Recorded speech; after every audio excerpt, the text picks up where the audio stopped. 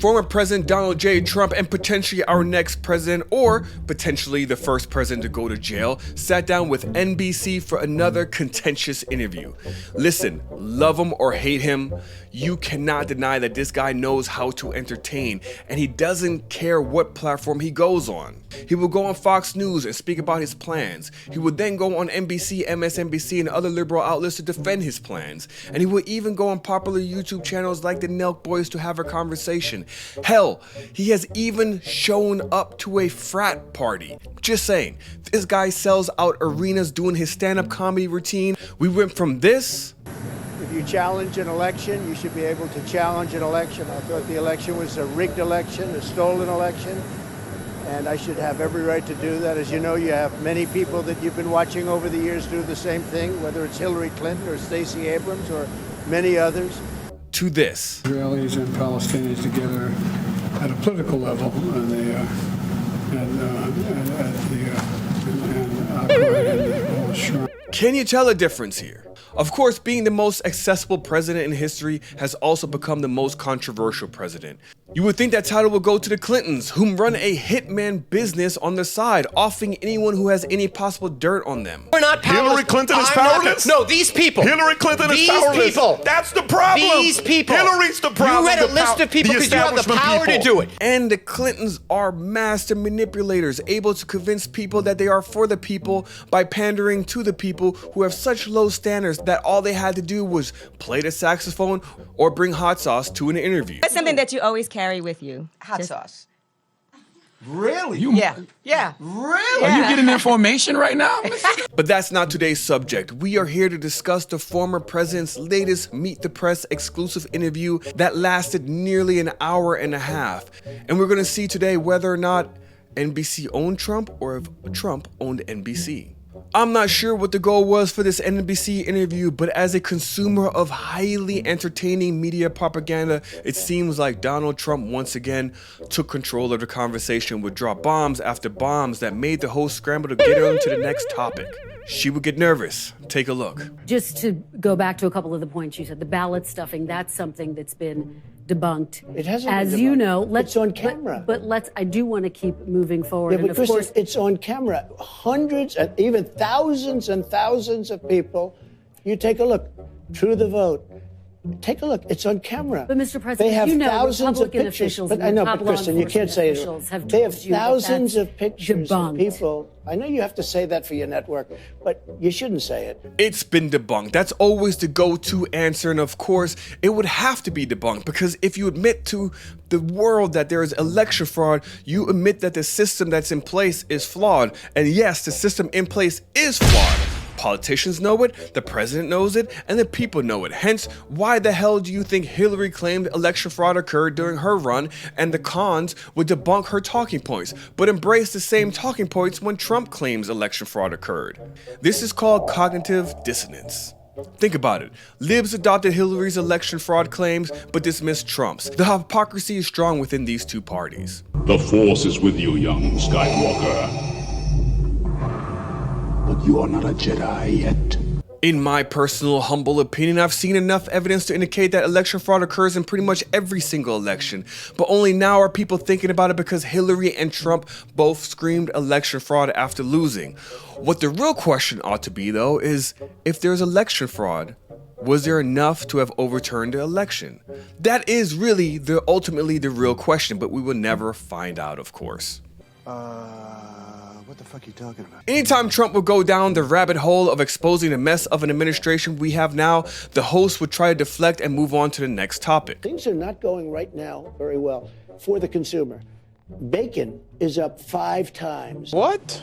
Energy is starting to go up at a level that we haven't seen in a long time, meaning a couple of years since he took over, because I had energy prices very low. I had gasoline very low. And they kept it artificial because they took the strategic reserves, which I had a lot to do with filling up for the first time ever, and he issued it to everybody so that he could keep the gas prices down.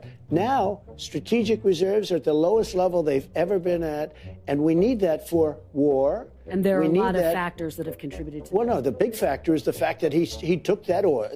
Let's talk He about took taxes. that and he wanted to have low gas prices for an election. And now we have nothing left. Mr. President, there are a lot of factors, including global factors, that went into that. Let's talk about taxes, though. I don't know why people stick up You for have- him so much when he makes bad decisions like you. I think this is why people are pushing Joe Rogan to interview Trump, which I think will be a net positive over a net negative. A 3-hour-long unedited convo. How isn't that beneficial? Trump continues to double down that he didn't do anything wrong on that infamous phone call that could potentially land him in jail. I was impeached for a perfect phone call, and now it turned out to be perfect. I hope you will admit that at least, because I was right, 100% right. But I was impeached for a perfect phone call. And if anyone knows what a perfect phone call means or entails, please do me a favor and comment below. But let me educate you real quick. I'm a privileged, confused half-breed trying to carve my space out in this liberal platform called YouTube. If you could kindly help me out by subscribing to my channel so I can get 1,000 subs to be able to monetize the shit out of you so Neil Mohan can pay me what I deserve. I say, if I'm going to stand there 18 hours in a dress of an iconic Disney princess, I deserve to be paid for every hour that it is streamed online. Of course, this will only last until I say something politically incorrect or controversial that would get me kicked off of the platform. Like, I like chicks without dicks. Doesn't make me transphobic. I'm black today and I choose not to be a victim. Or that I prefer Kim Kardashian's crying face over Ray J's cricket dick in her mouth face. Wait, you didn't really think I was gonna actually post up an image or anything, right? Come on, you perverts. So make sure you also click that bell button to get notified when I drop my weekly episodes. The mess of an interview consisted of Trump bringing up the failures in the system, how he is getting mistreated compared to Biden. He continued to give insight on January 6th and how he did nothing wrong and how the media chooses not to show this specific clip. I know that everyone here will soon be marching over to the Capitol building to peacefully and patriotically make your voices heard. And he continues to say that it's Nancy Pelosi's failures which are responsible for January 6th. And of course, he got to push back on that as well. I behaved so well. I did such a good job. Nancy Pelosi turned down 10,000 soldiers. If she didn't do that, and now Nancy I understand. Pelosi doesn't have the I authority understand that the you police have as testified commander-in-chief, though. Listen to me, Kristen. Listen to me. I understand that the police testified against her, the chief very strongly against her, Capitol Police, great people. They testified against her, and they burned all the evidence. What I learned from this interview and many of Trump's interviews is that he will express himself no matter what, and he will defend himself till the end. You will never hear Donald Trump apologize, and you will never hear Donald Trump take a public L. But you will also see the media push on Trump about his behavior and leadership in ways that they don't do to Biden. But of course, that makes a lot of sense. Because when you overload a computer, you get this type of malfunction. He may have a game plan. He just hasn't shared it with me. But I tell you what, I don't know about you, but I'm going to go to bed.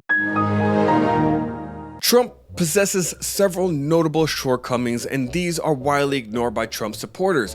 But even on the other side, you see people who wildly hyperbolize everything Trump does, like saying he was making fun of a disabled reporter in this clip taken out of context. Written by a nice reporter. Now the poor guy, you got to see this guy. Oh, I don't know what I said. I don't remember. But remains silent when he can't link his hand gestures to anything offensive. Give me a horrible question. Indeed, he has flaws that are quite conspicuous, as evidenced by this Stormy Daniels affair and the grab them by the pussy comment. Interestingly, though, these incidents did little to diminish his public image, as they merely reinforced pre-existing perceptions of his character. He exhibits a unique combination of shrewd marketing skills and uncompromising showmanship that sharply distinguishes him from traditional politicians. And given the stark contrast between his demeanor and that of a typical politician, like figures like, I don't know, Obama. The American people need us to put an end to the petty partisanship that passes for politics in Washington. The notion of he or she seems like someone I enjoy having a drink with has dominated our thinking, often overshadowing the crucial consideration related to policies, which is what really matters. So when people sit down with Trump and try to get the gotcha moment, it's often overlooked for what he's saying, which many people would actually agree with had it not come out of Trump's mouth. A pure example is Obama's presentation of the border crisis. First, we'll build on our progress at the border with additional resources for our law enforcement personnel, so that they can stem the flow of illegal crossings and speed the return of those who do cross over. And Trump's presentation of the border crisis. 1 in 3 women is sexually assaulted on the dangerous journey north. In fact, many loving mothers give their young daughters birth control pills for the long journey up to the United States because they know they may be raped. No difference in the issues on hand, but vastly different in the delivery. Trump's delivery sucks. But that's also what resonates with half of the country. Contrary to what the overall popular mainstream opinion is, half of this country is not racist for voting for Trump. Half of this country simply has different opinions and value different issues than you. If you're a liberal in today's society, you probably care about climate change, women's rights, LGBTQ+ rights, free healthcare, free education, and open borders, and of course, systematic racism. That's the world that you live in and the lens that you look through. And it will be difficult for you to have an open mind to listening to the other side because those things are important to you. If you're conservative, you probably care more about taxes, the stock market, less government involvement, education system, the economy, family and God, and closing down the borders. Those things are important to you, and therefore you will probably put little to no emphasis on the social policies that liberals care about, thus beginning the division of whose issues are more important. And that's the dilemma. No one wants to hear anything from the other side. I'm sure I'll get the typical comments regarding Trump, like the Central Park 5 article, that he is racist, that he didn't pay the illegal immigrants, and so on. Even though I can provide an alternative perspective, it matters because you have already made up your opinion and your thoughts. Hence why you have YouTubers like Shapiro and Young Turks getting hundreds of thousands of views.